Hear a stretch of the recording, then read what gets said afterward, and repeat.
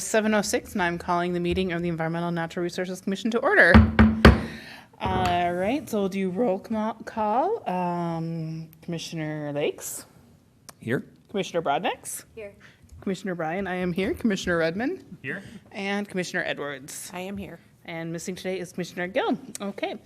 Approval of minutes. Do we have a motion to approve the minutes as written from September 18?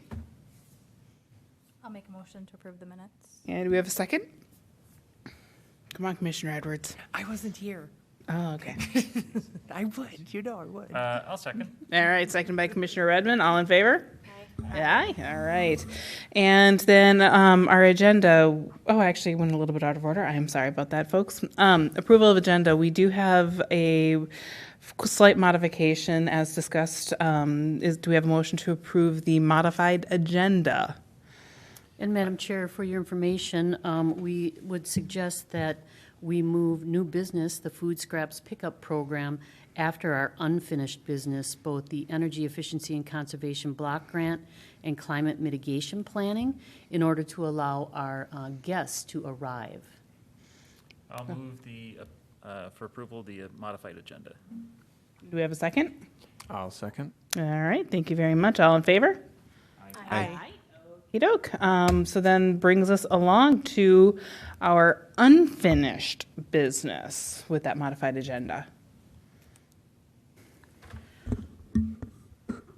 Thank you, Madam Chair.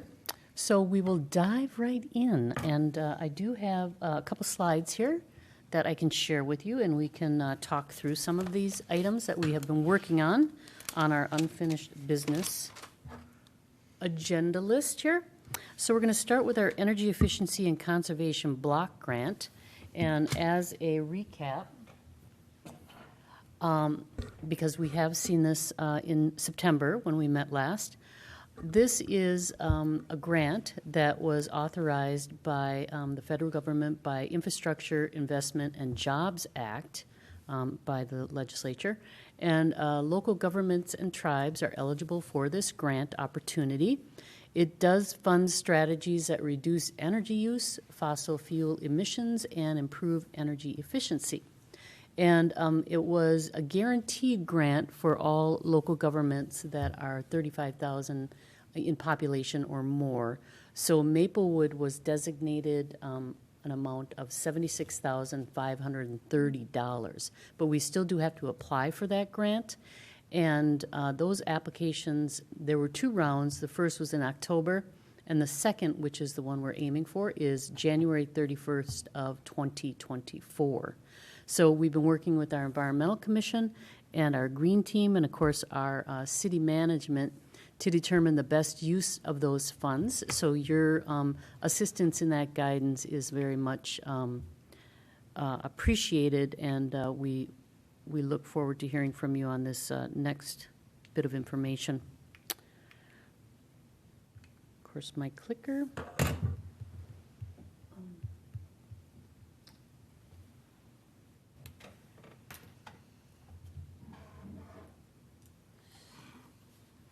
Pardon me as I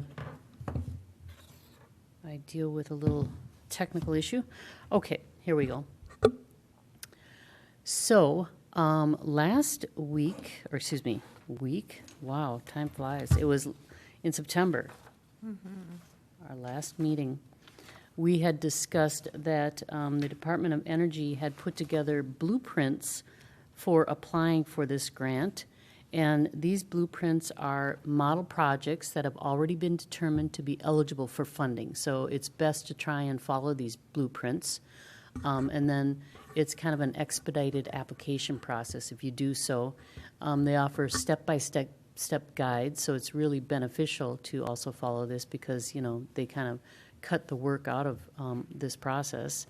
And in turn, they'll offer technical assistance for each of these blueprints, you know, doing research, things like that. And then part of this program is they would really like the grant funding to attempt to focus on disadvantaged communities in some way. 40% of the clean energy investment described how the investment will flow to these communities. And the blueprint models, there were 6 of them, and we discussed them at length in September. It goes into energy planning, energy efficiency, renewable energy, electric transportation, finance, and then workforce development.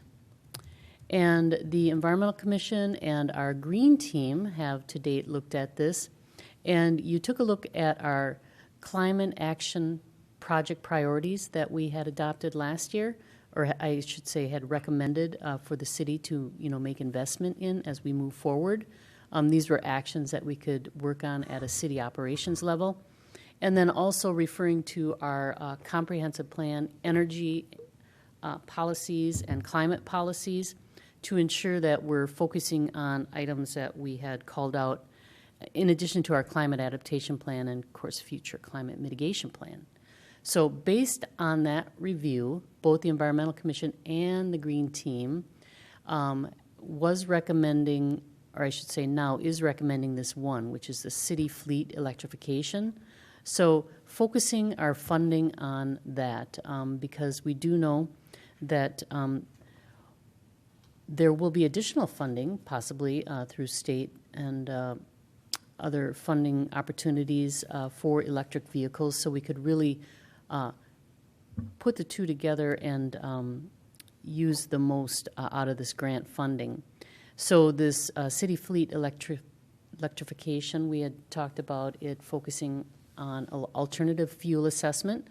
So determining, doing basically a fleet audit of our city's fleet, a green fleet pathway, determining which of the vehicles could possibly be converted to electric, once they're up for renewal, and then policy recommendations moving forward. So based on that, I thought tonight we could focus on,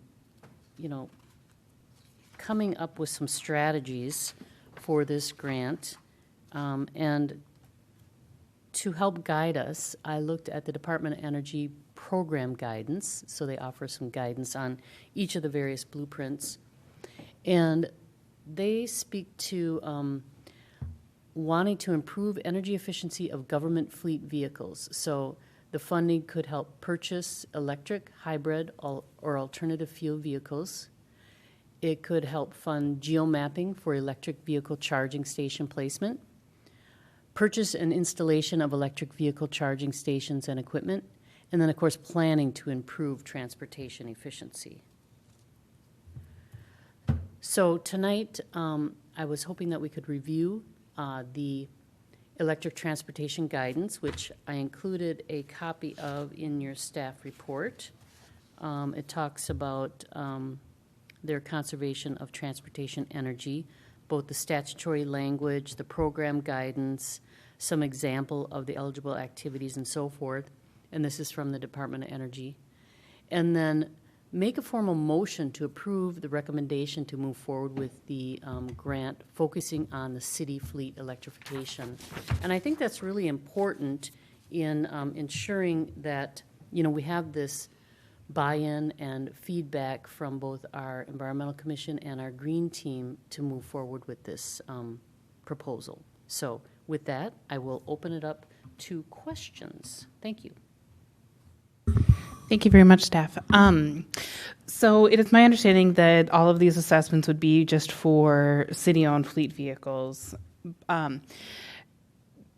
Would there be any kind of public option to allow? I'm thinking for specifically charging stations, electric vehicles charging stations at city-owned properties such as parks and things. Would there be the ability to include some vehicle charging stations for Maplewood residents in this area to also encourage electric vehicle use, or would this just be something that's restricted solely for city-owned vehicles? So this is some of the feedback that we're hoping for tonight, but one of the things that we outlined in this alternative is this assessment of where we could best place electric vehicle charging stations, and those would, of course, be in public spaces, within right-of-ways, things like that. So it would kind of identify the best location for these, and then, you know, how we, I guess, wrote the grant, determine if we could use some of that funding to actually install some of these electric vehicle charging stations. So I'm hearing that you would want to ensure that it involves some sort of opportunity. Right, yes.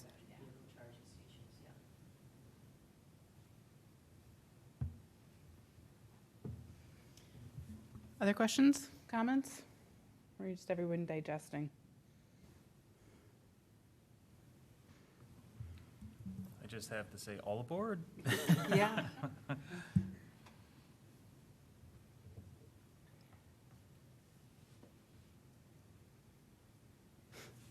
Yeah, I agree. I think this sounds great. I think it sounds like a big undertaking, so having this grant to support it sounds great. My question is, with the amount of the grant, would it limit how much you're actually able to do with $76,000? Oh, well, definitely. You Yeah, know, right. And so do we need to prioritize what, or is that, prioritize which item we should kind of focus on Yeah. first and foremost. right? You know, I also don't know what all this would cost, but I think that's part of writing up the grant and, you know, working with a consultant eventually. So I think the first phase of our grant opportunity would be hiring a consultant to do this type of research. And but if you do have suggestions on prioritizing, I would love to hear that. So question with, you mentioned other potential grants or state monies related to this type of project. Did those have bounds around any of these different types of priorities that could help us strategize how this grant is prioritized? You know, I must say that I don't have all the details, except to say, even in the Department of Energy's guide, they speak of complementary federal funding, and electrification measures may become available from additional programs. Many state and federal programs offer funds for the development and placement of electric vehicle charging stations. So they outline that they're there. So it would be a matter of, obviously, you know, once you start researching all that, and perhaps there's someone on our commission that might know a little bit more about possible other funding opportunities we could tap into.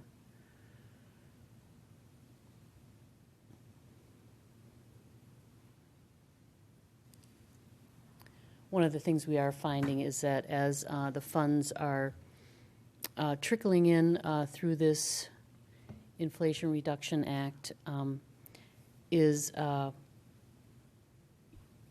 you know, the Department of Energy, then the Department of Commerce, which is state, they're all taking the information and coming up with programs and strategies for that. So it's still kind of a moving target, all of it. And there's just so much to research that you'd really need like one staff person to sit and research this for a couple days, which I don't think we have the capacity at this time. But apparently these are additional funds available for electrification in particular.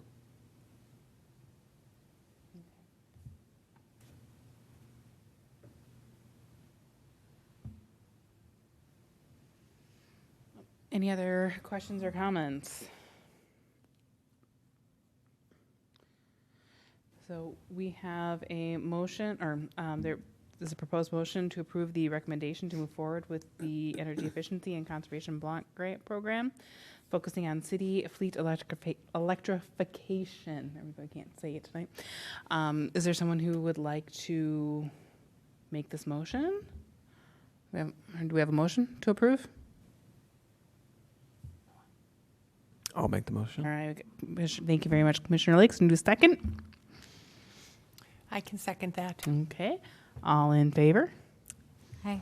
Aye. Aye. Okay, yeah, so we'll go ahead and just out of curiosity, what is going to be the timeline? Like, when will this grant be able to be worked on, and when can we look forward to learning more about what they determine and recommend?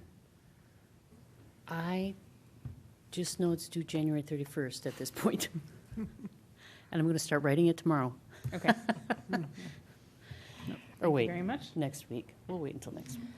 So, at the beginning of the meeting, we did discuss, or we moved unfinished business to the last agenda topic, or new business to, Correct, so we'll carry on that Okay. discussion after our two unfinished business items. right, because I believe we may need to move our new business maybe later on in our agenda until, either to a meeting, or I would just say after staff presentations, because I don't see our visitor. Oh, I did see I got a call, and I'm assuming maybe they won't be here, but do not despair. I'm despairing. I will give the presentation. Okay. Yeah. I'm a good stand-in. All right, sounds great. Well, I'm as good as you get. Yeah. You are wonderful. Okay, well, we'll continue on with our unfinished business and then dive on into the food scraps program.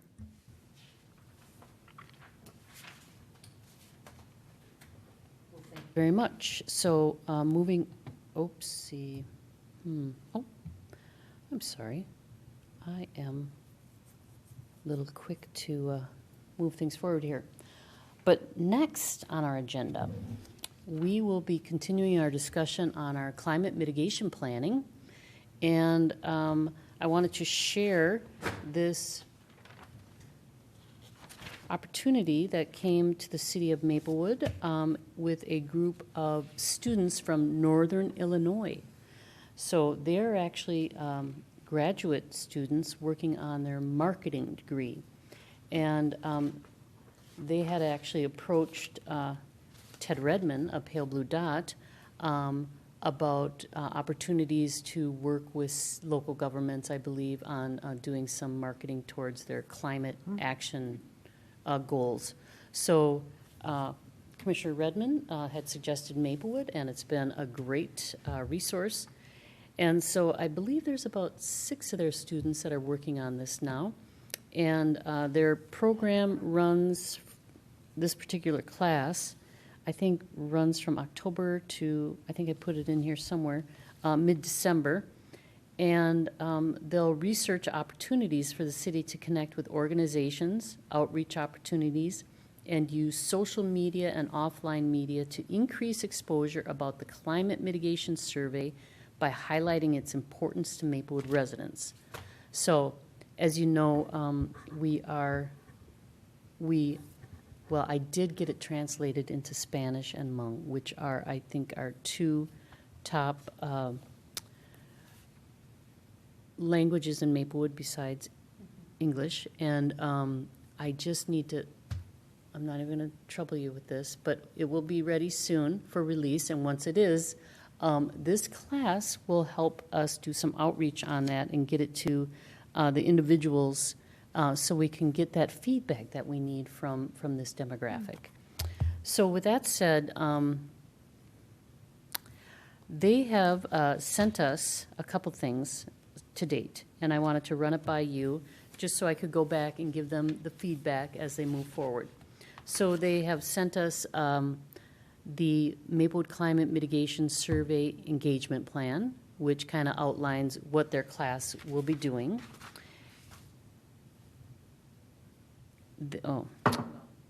Guess that doesn't go into it. That actually goes into the engagement and stakeholder opportunities, and then social media and events. So they've done some research for us. First, which is not this slide, but it's their kind of outline of their class, but they're going to be researching, strategizing, developing, reviewing, and distributing. So that's outlined in your packet here. but they'll design several messages that can be shared on the city's social media accounts in order to increase media exposure, and different ways to promote the campaign by developing a media pitch about the climate mitigation survey for the Sahan Journal and the Hmong Times in an effort to reach the two communities. So really helping us find opportunities to get the word out.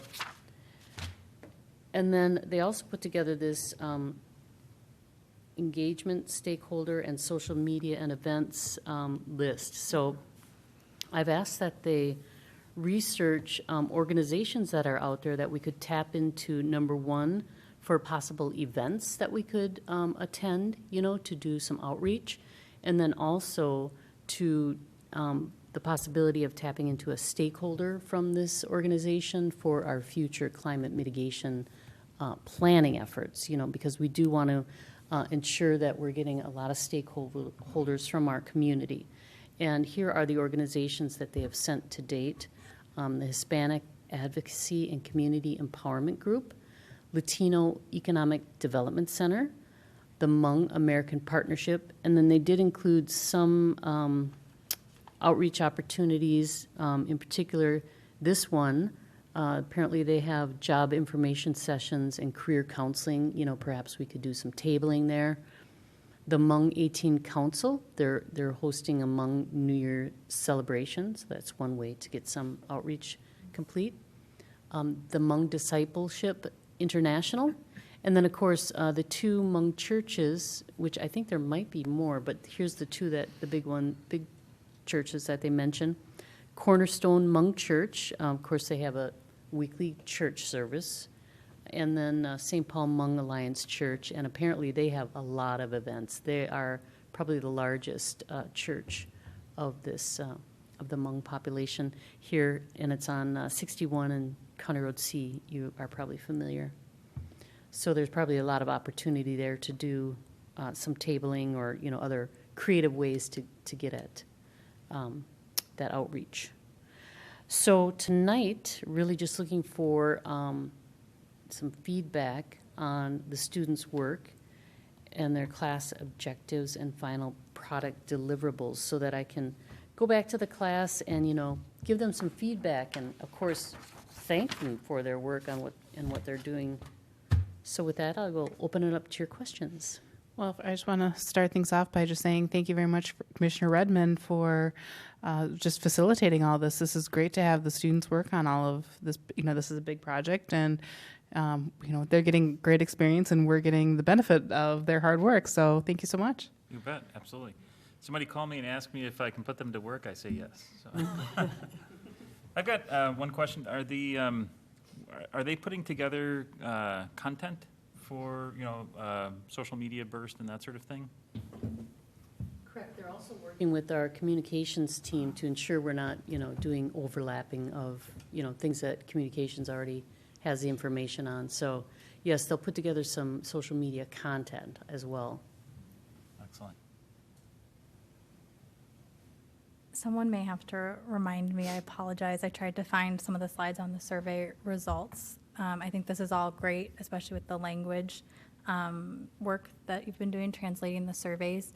But I couldn't recall if for some of our other minorities, especially like a similarly sized African American demographic group, if we got a similar survey result for them. And that was something that I was curious about as I saw all of the different ways that they were trying to reach out to some of these other minority groups and different demographic groups.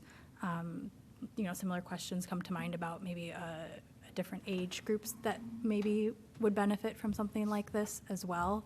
And I just could not remember from the slides if some of those different pockets were being addressed in a similar situation or may benefit from a similar lens like this.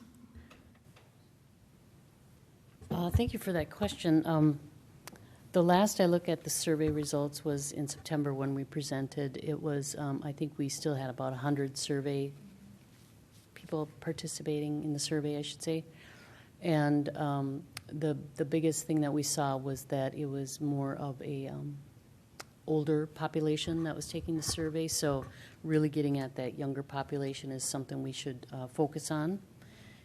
And as far as kind of the racial disparities, it clearly was more of the, did we even ask for race? I'm not sure. I remember I seeing believe it the broken demographic out. information Yeah. was collected, yeah. Yeah. I think it was voluntary, Right, maybe. right.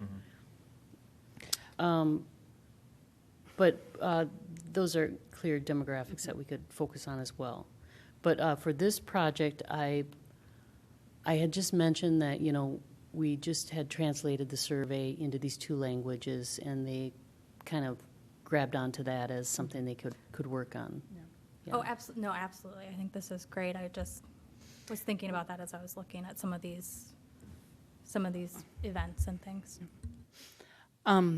Within our community, I'm wondering if there's been any effort to tack the survey onto community education. I suspect a lot of these minority groups have an infrastructure or have a network that are that's closely tied with our area district community education programs.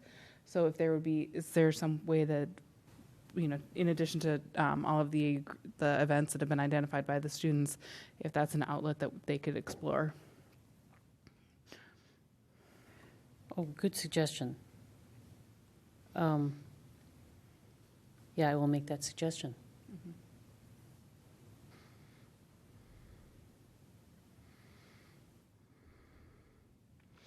Any other further questions or comments? Just to say, I think the material that they presented so far looks great. It's like a lot of different avenues that could potentially be explored in terms of events and groups. Well, yeah. would we be able to just send you directly any other thoughts or ideas that may come to our head regarding how we can help the students with this project? After? Absolutely, Okay. yeah. So I will, again, we'll be finalizing kind of their report presentation to us for our December meeting, so it's just around the corner, but yeah. How often are you communicating results and, you know, work plan or strategizing with them? I've met twice. Okay. And emailed several times, so, but I will meet with them after this meeting. Yeah. Does the city have a little budget to be able to apply towards doing some promoted posts? Ad, you know, the equivalent of an ad, take some of these posts and put them out there. Such found as that a that- Facebook boost? Exactly, or Twitter, or whatever they're calling themselves now, or whatever other, you know, social media channels the city uses. I have found that to be usually effective, or helpful at least. That was one of their questions as well, so, I mean, I don't have a little budget like that, but, you know, we can always claw out $100 out of some budget somewhere, so, Yeah. you know, Yeah, I find usually it doesn't take a lot, and Yeah. just a little bit to like do some bursts and you yeah. know, Part of our environmental planning budget, you know, calls for education, so, you know, there's some funding somewhere. Cool. Yeah, and that's a great suggestion. They also brought that up, because in their recommendations, they'll probably outline some of those opportunities. yeah. The other thing that I'll throw out there too is, as they're creating content, I mean, it might be beneficial as we reach out to these different groups, if we can share content with them and encourage them, you know, can you put this in your newsletter? Can you maybe, you know, if they have an email group or something like that, because a lot of these organizations will have, you know, some sort of organized communications, and if they would help get the word out in their different venues, that can be beneficial too. Absolutely. So it's not part of extension that I'm from, you know, even though I work in one part of extension, this is a part of extension that may be able to help support, and that would be tapping into the Ramsey County Extension Office, again, because they have a lot of support programs that are already embedded into communities here. It may be difficult to parse out what, you know, the Maplewood part of Ramsey County, but they will at least know of some other groups that might be able to get connected to these audiences. Okay, that's very good as well.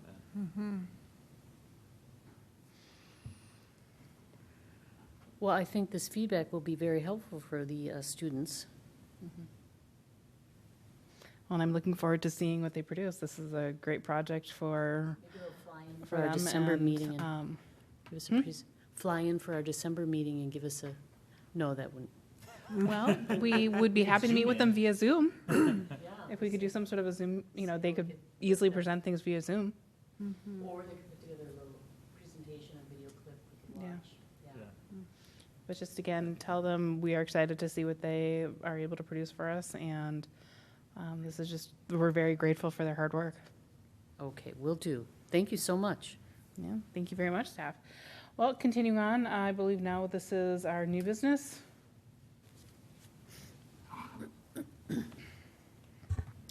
If you bear with me here, I'm going to switch over to a presentation.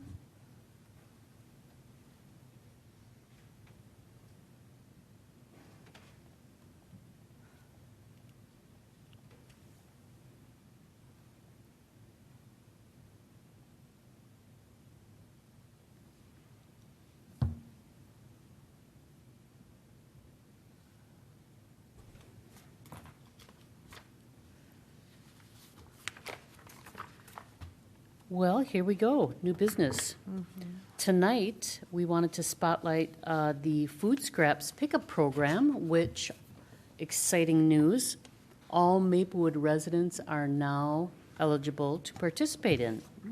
And we were hoping to have a presenter from the Ramsey Washington Energy Recycling and Energy Center. Let's see. Annalee Garletz, she is the Food Scraps Recycling Program Supervisor, and unfortunately, she was unable to attend tonight, so I will be sitting in her place. But I have been working with Ramsey and Ramsey County as well as Ramsey Washington Recycling and Energy Center on the rollout of this, and of course, the original pilot project, which started earlier this year. So I'm very familiar with the program, and I think I'm able to pull off this presentation here. So tonight, they did forward this presentation to us, and it was in your packet for your information, but they wanted to go into some detail on, why. Why are we doing this? So did you know that in both Ramsey and Washington County, there are over 820,000 residents and 70,000 businesses. So, that's a lot of people, and that's a lot of waste. Everyone's generating waste, and we want to be responsible about how we deal with that. It is 14% of the state's population, and Ramsey County in particular is the most densely populated and second most populous county in the state. Washington County, as you're likely familiar, is more rural, but it is a fast-growing suburban community. And Ramsey and Washington counties have worked together since the 1980s to manage trash responsibly. Today, they work together through the Ramsey Washington Recycling and Energy, and it's run by a board by both of the counties. So it's an interesting kind of quasi-public organization. And they operate the Recycling and Energy Center, which both counties had purchased a few years ago down in Newport. So Ramsey and Washington Recycling and Energy, as I indicated, is a collaboration of both counties.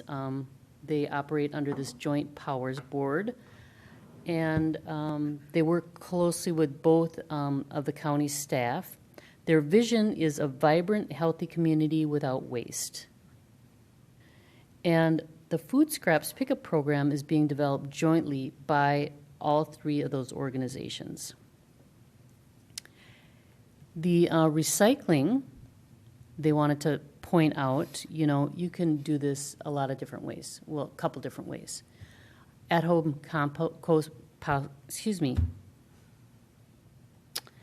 at-home composting. So, of course, you have your backyard compost bin. And, the things that you can put out there are mainly food scraps. You don't want to do items like paper plates, things like that, because they don't break down in your backyard compost bin.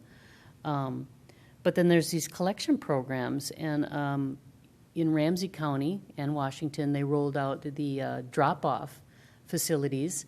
Maplewood has one that is located along White Bear Avenue next to our community center. It's a very visible location. Apparently, it's one of the most highly used of all the drop-off locations because of its visibility. So that's where you can bring your actual food scraps and those other items that you can't just compost in your backyard, like your paper plates and so forth. Bring those, drop those off, and they're composted and turned into compost, I should say. And then now they are rolling out the food scraps pickup program where they will actually pick up your food scraps at your curb. So the reason they're doing this is they're finding, in all these studies they do on waste, is that food scraps comprise over 20% of the household trash by weight. So that's a lot that we can capture, pull out of the trash, and then turn into a resource. So that's really the goal here. So they want to separate that material and turn it back into soil instead of becoming waste. And this also helps the state meet its recycling goals by moving the materials up the waste hierarchy. And as you can see, first and foremost, they want to reduce. They want people to reduce, then try to reuse, then recycle, and so on. So how does this new program work? They've come up with some catchy images here. It's pretty simple, actually. All you have to do is go online and sign up for free, what they call durable compostable bags. And then you collect your food scraps in these bags, and then once a week, or when the bags are full, you place them in your cart, your actual cart for your trash hauling, whether you have trash through the City of Maplewood's program, whether you're an apartment and you place your trash in a dumpster, anyone can use this. And what happens then is the hauler brings it to the Recycling and Energy Center in Newport. It's tipped and then sorted at that facility. And then once it's sorted, they process it at a center to become compost. So they sent us some fun visuals on, and we should really take a tour now that they're up and running, of the Recycling and Energy Center. So all trash now from both counties is delivered to Ramsey, Washington Recycling and Energy Center. And then it's processed. So they do try to recover as much as they can, like in the trash. They pull out the large metals that can be recycled. And the fuel produced to make electricity. That is, they convert the remaining trash into pellets, and then they're sent to facilities to burn and make electricity. So all of the trash within both of the counties now are converted to create electricity. So this, of course, keeps the trash out of our landfill. But now, as they're separating the trash, they're also including the food scraps. And from there, it's delivered to a compost facility. And it's a really efficient system where it's, high heat is used to convert the food scraps into this compost. And here they give some background on, why they're using the bags instead of the separate carts. And they go into some detail on the environment, efficiency, and equity. So I think the big thing is the equity, allowing all residents to partake in this, whether they have a cart or not. Plus, I can tell you from experience in rolling out carts for both our trash and our recycling program, that people don't want another cart in their garage. They don't have room, So I think this is a really good strategy. And to date, they've been doing a really good job at their communication to residents. They've done direct mailing They've done county and city communications and community event engagement. So hopefully you have received this information at your home. And there are several resources out there if you have questions on, well, how does this work? What do I do? It's all available on their website, foodscrapspickup.com. And if you wanted to call, just call 651-661-9393. And I wanted to also share with you and send you home tonight with one of these really handy trial kits they put together. So we'll have these available at our city hall and other areas within the city. But it gives you a couple of these durable compostable bags, which it's fun to kind of compare what these bags feel like compared to the ones for the drop-off containers. They're much thicker. And then also they have instructions on clear guidance on what to do. And then, of course, if you want to participate, you would just place this, fill it up with your compost, place it in your trash. And then eventually, though, to get the free bags sent to you, consistently, you would just sign up online, and it's real easy. So that the pilot here in Maplewood started, I believe it was, like April of this year, and then they rolled it out to all Maplewood residents now in, I think it was October, and eventually it will be all counties, but right now it's just being offered in 4 communities: North St. Paul, Cottage Grove, Maplewood, and Newport. So with that, I would love to relay any questions or comments or feedback you have for Anna Lee, who was unfortunately unable to make it. I remember getting the postcard in the mail, and so I was very happy to see this. I think my compost bin might take a bit of a hit with getting things diverted into this program. So I have a few questions, but I'll direct them directly to Anna Lee. So any other comments or questions? Yeah, I have a few. The first is, I'll just throw out that, so we work with lots of communities, and this is a cutting-edge program. So I think this is something that's very cool that we have going on here. So that's awesome. The one question I do have is this still considered a pilot, or is this like phase 1 of rollout? How is this being viewed at Washington Ramsey Waste, I think we're still in pilot phase, Okay. but it's expanded. Okay. Because what they're learning, they're taking away and making improvements on so that they're prepared for the full rollout. Okay. I'm assuming that that they are and will be tracking volumes, how much weight's going into compost, that they're going to be tracking diversion rates out of this, I'm assuming. It'd be silly not to, but it's nice to confirm. Right. I would assume as well. Oh, okay. But I will say, gee, if you haven't thought of that.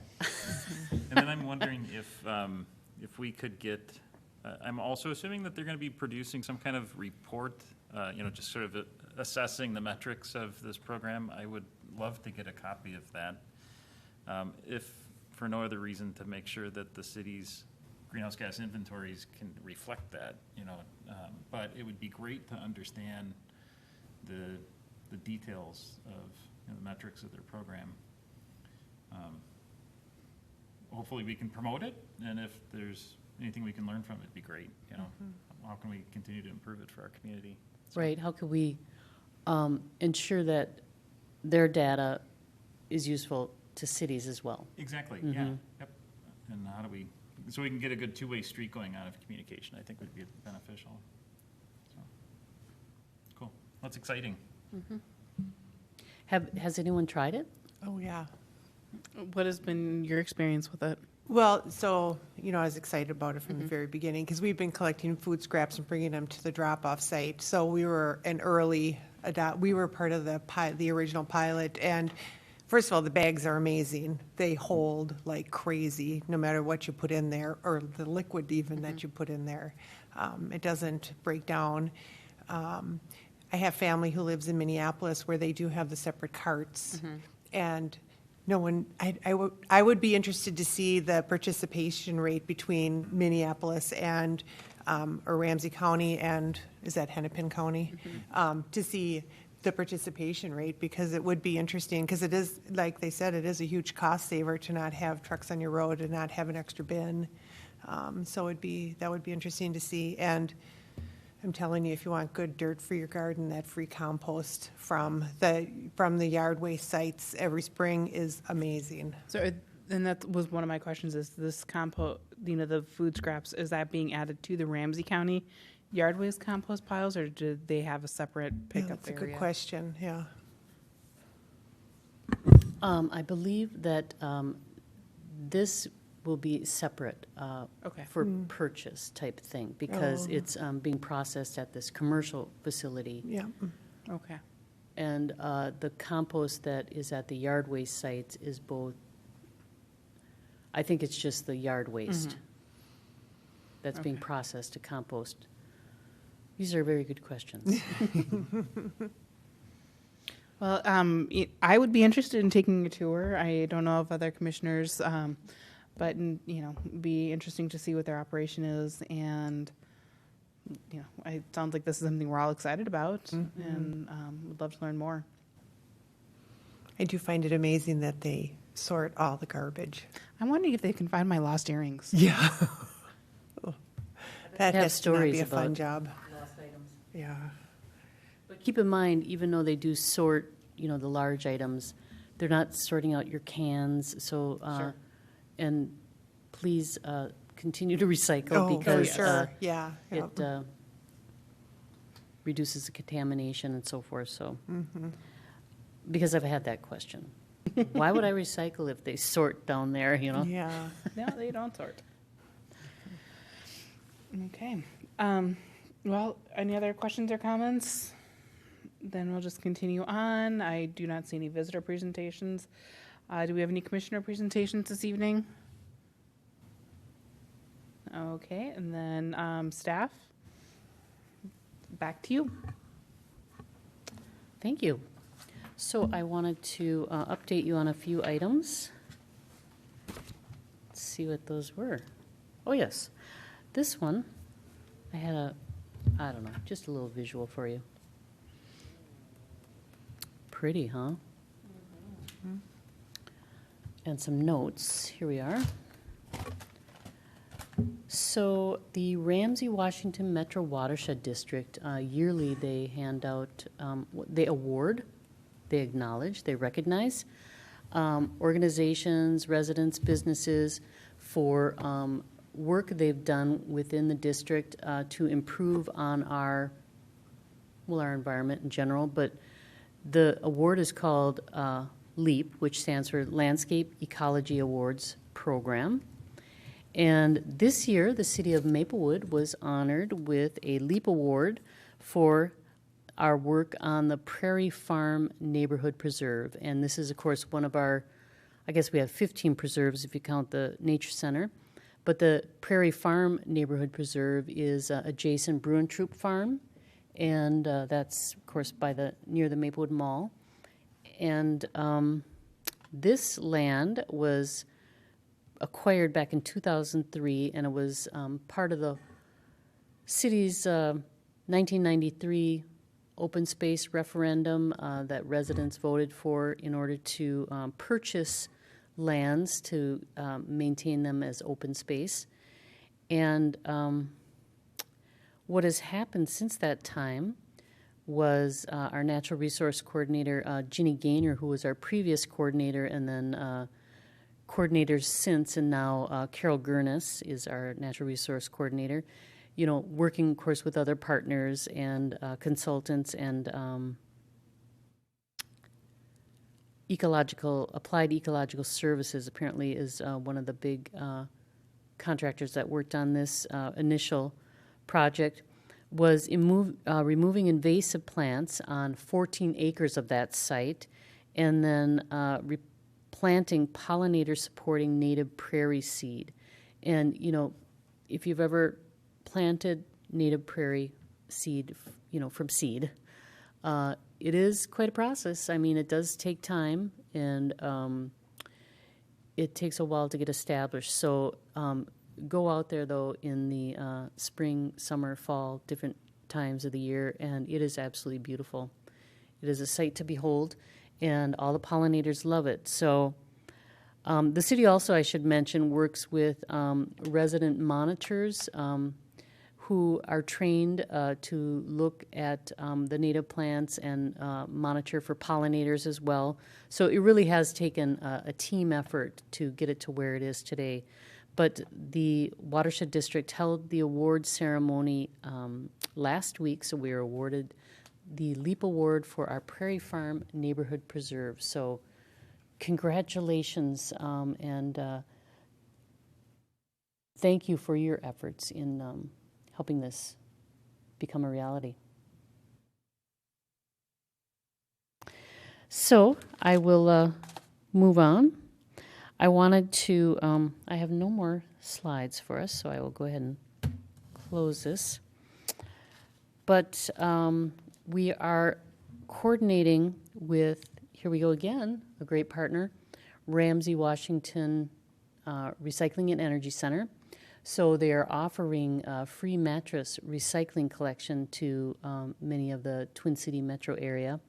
And Maplewood, we have that opportunity throughout the month of November, where they will actually do curbside collection of the mattresses for free, and then work with Second Chance Recycling to recycle every portion of that mattress, which is nice because sometimes when you dispose of those via, your trash collector and so forth, not all portions of that are being recycled. So there's one more available collection date I saw online, which I think is it's Thursday, November 30th. And to schedule that collection, you would go onto the website there, and you would just put your name, how many mattresses you have, your address, and then pick a date, which, again, the last date is November 30th. And it's free. And it's available to people in apartments, people in townhomes, people in single-family homes. And the website, to check that out, I'll refer you to the City of Maplewood's website, and then we have details on there with the link. But it's maplewoodmn.gov/cleanups. maplewoodmn.gov/cleanups. Check that out and make sure you're taking advantage of the free mattress recycling. Finally, we have, not finally, but two more little items for you. I wanted to update you on the Green Building Code, continuing to work with our building official and our Community Development Department on strategies for this. So I kind of put a pause in that until we come together and come up with the best way to move forward. So we'll bring that back to you here shortly.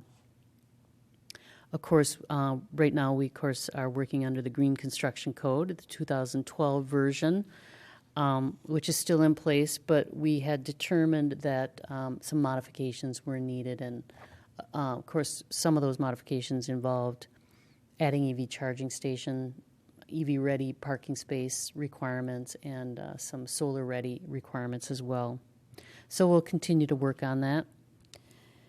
And then, as per usual, our third Monday of the month in January always falls on these holidays, which is President's Day and Martin Luther King holiday. So we're going to have to reschedule those dates. And I have some proposed dates there for you. I think there's about 4 dates each that we could shift the meeting to, kind of have to work around other evening meetings that we have here.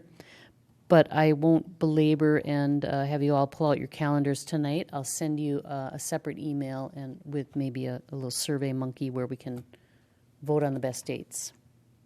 So just, you're forewarned that those 2 meetings will be rescheduled. So that is it for staff presentations. Thank you. Thank you very much. And that is our last agenda item. Do we have a motion to adjourn? I will put the motion to adjourn. Thank you, Commissioner Edwards. And do we have a second? And I'll second. I'm seconding. All in favor? Aye. Aye, all right. It is 8:01. Thank you very much, and we'll see you next month.